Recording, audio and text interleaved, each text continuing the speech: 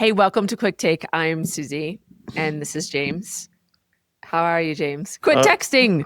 Quit texting. That's what you should do in a meeting. Quit texting. Put your phone down. Walk away. Sorry. Walk There we go. away. I'm back. What are we doing? Are we doing this now? Is this live? This is live. This is live. See, that was direct. And I don't even care if you don't like me. Yeah, you do. Because of that. No, I don't. But that's what we're going to talk. You don't work with me, James. You're like edgy today. Come on, work with me. You saw where I was going. I know where you're going, but it was more fun to take the swing than it was to go with the flow. Let's just keep going. For those of you listening, not watching the video, the eye roll that I got there was of epic proportions. It may have taken the earth off its axis, but it was good and warranted because I was being an ass. Yes. So we were going to talk about avoiding being disliked instead of negative. Well, the challenge of being a leader and the struggle that often leaders have and the paradox of being the leader that's liked. That's really challenging to put yourself in the right position to be a leader and have, the people-pleasing gene, if you will. And it's not something you could just say, okay, now I'm a leader. I don't care if people don't like me. Like, we think we can turn it off and on. And I work with so many leaders that at senior levels, they say, I'm very objective. I don't let that bother me. But then I observe them in action and it really does. And it impedes their ability to give difficult feedback, giving people assignments that they know they won't be happy about. It's interesting that gets in people's minds. I watch it in junior leaders and individual contributors that people pleaser gene is what makes you successful. You're trying to please that new boss, that parent proxy, do what they want you to do. So that likability goes a long way. But it does, when tough decisions need to be made, things really fall apart for a leader. And so it's a tough situation. Yeah. And getting that separation and being able to identify when you're inhibiting yourself from doing something because you're worried about what will that outcome be or how will they feel. And it's almost like we're supposed to be vulnerable and empathetic and understand the perspective of the other party, which I think is really important. But then you have to be able to swivel that chair so that you can also put on the hat of the role that you're playing as a representative of the business and do what's right for the business. Yeah. I think, the phrase I like to use is, you're friendly, but not friends, because that causes you to have that blind spot. I've always said, and I've talked about this at length, the single hardest promotion or job that you will ever take is to now lead your peers. And so while your group of friends at work, you sit in the break room or chat on your phones about your boss being a jerk and how you hate these people in this place, you have your typical internal dialogues about the company, and then suddenly you're there and in charge. Yeah. That dialogue doesn't go away. And suddenly you're stuck between being part of the fun crowd, making fun of the man, and suddenly you're the man. That is the single hardest thing you'll ever do in your career, is to be promoted to manage your friends. Yeah. My sister, as you know, is a high up public officer, I will say. Official, thank you. Yeah. Official. And it was a search for that person, went across the country. National search, Thank you, Nicole. I could not. I'm here. Thank you for being my thesaurus. I appreciate that. We'd be so good on a game show. Right. And Big animal, lives in the lakes, kills a lot of people. Oh, hippopotamus. I appreciate you so much. You make me better. But she said when she first, that day one, when all of her peers that had been her peers for so long are now her direct reports. Like, she really had to shift. And she said, that's when I really realized that it is lonely at the top. Oh my gosh. And what that means. That's where that phrase comes from. That's exactly right. And so she had to shift. I love that she told me that, because I use that a lot with leadership is as you go up, we think it's just automatic that we step into this role, but you have to shift your mindset so you can shift that of the people around you and be able to say, I'm doing this for the business. And I give people the permission to say, hey, listen, I'm showing up different. I've been working with a coach and I've decided I'm going to be really a lot more direct. I'm going to give more feedback and make that shift something that's not just tangible for you, but tangible to the people around you so that you can show up and not worry so much about that. But it's not easy. I love that. I love the way you described that. And I think that's probably an amazing coaching opportunity for folks in that pivotal time to just put the language in their hands, give them the talking points, if you will, of how to explain to your former peers that you're going to behave different. It's going to be tough because you know what they're going to say. They're like, oh, you've changed. You think you're better than us. Yes, those things are going to happen. And there will be those that will not take that change with you lightly or take it well.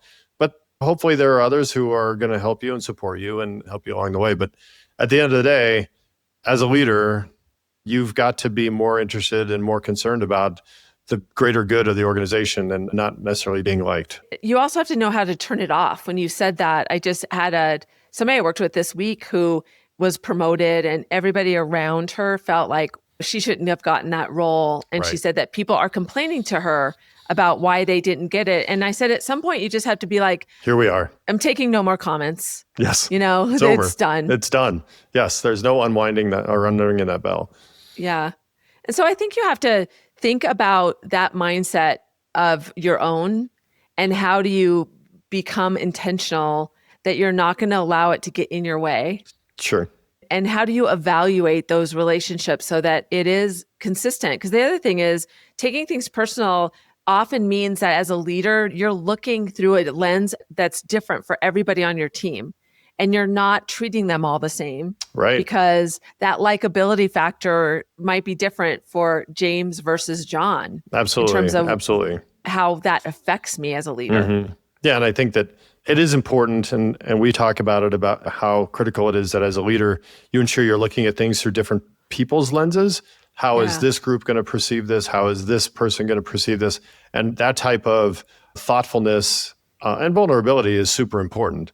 But if you find that detail analysis, that thorough thinking is actually keeping you from making hard decisions, you're afraid of what somebody will think or say, or you don't want to have, in many cases, it's a imagined conversation that you won't even be part of. I can only imagine what they're going to say about me when they all go to the bar after work because I had to make this decision.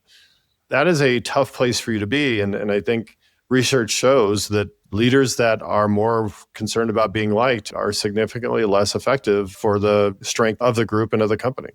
Yeah. And I think a key is what you said earlier is let them say those, assume they're going to. Yeah. There's a Friends episode where Chandler, he gets promoted and they're all making fun of the way, he talks and all that. He wants to go to the party and he wants to be liked. And then Phoebe was like, you know what? Yeah, just accept it. So he leaned into it and really became that persona. And maybe that's what it is. It's like, become the persona of that leader that you need to be. Sure. And then it gets more comfortable over time because you're practicing that muscle. Well, I think that whether it's being promoted, or just simply being the leader, I think oftentimes if you're in that role, the best thing you can do is take yourself out of the situation and say, what would I expect of a leader? What have I seen good leaders do? What would it be like if my boss showed up and got drunk at a happy hour and started talking crap about another person in the room or another department? I wouldn't care for that. I would lose respect for that person. So sometimes, I like to think is, what would somebody do? What would a leader do? And then that objectivity gives me a little bit of a pattern on how I should behave. Yeah.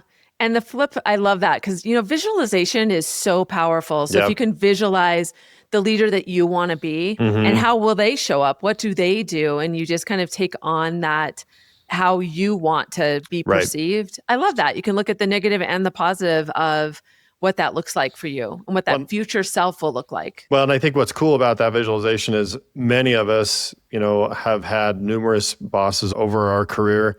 And so often you're like, okay, I don't want to be that guy or I don't want to be that gal. And so what did they do That was great. I liked that part of their leadership style, but that was weird or creepy or what undermined their authority. And so pick and choose, build that ideal leader and aspire to be that leader. The good leaders have a balance of being likable, but knowing that they show that they are in charge, they have the authority, and they're making the hard decisions. And I think that's balance is important. Yeah. And it's important too to the people around, because when you don't have those difficult conversations, that takes away from the people that are really performing. Yeah. And so you owe it to the broader team to really make that shift. Let me highlight that even further through a couple of examples. I've worked with a company where the president of the company has been the president for a very long time. He started out as the president very young. The company started out very young. They've been around for 25 years. He's a great guy. He is extremely likable. He is the kind of guy you want to go out and have a beer with. He's fun. He's affable. He's just everybody's buddy. But it has made running the business incredibly difficult. Yeah. And decisions don't get made. But he's smart. He knows who he is. And so he has a junior person, a person that reports into him, who is more structured, who is more capable of making the hard decisions. And so he has learned that he has a certain skill set, and that for the company to be effective, he both needs somebody that people like to be with and respect, but also needs somebody to make the hard decisions. Yeah. So I love the fact that he recognizes what we need in total, and he can only be part of it. And so he's going to go out and hire and get the other half. And I think that's just a really wise way of looking at things. Yeah, I think you're right. That's a good example. I would challenge everybody that's listening to think about what is more important to you. Like, what is that balance? Respect and likability. And I agree. I like to be liked, but I like to be respected. It's not something that you can plug it in and you're good to go, or put the chip in and you're ready to go. It's something that evolves and you're on a spectrum. Yeah. No, I'd really be interested in hearing feedback. And there's been some research that more likable leaders seem more effective, but are not. I'd love to hear what people think about that. Interesting topic. Yep.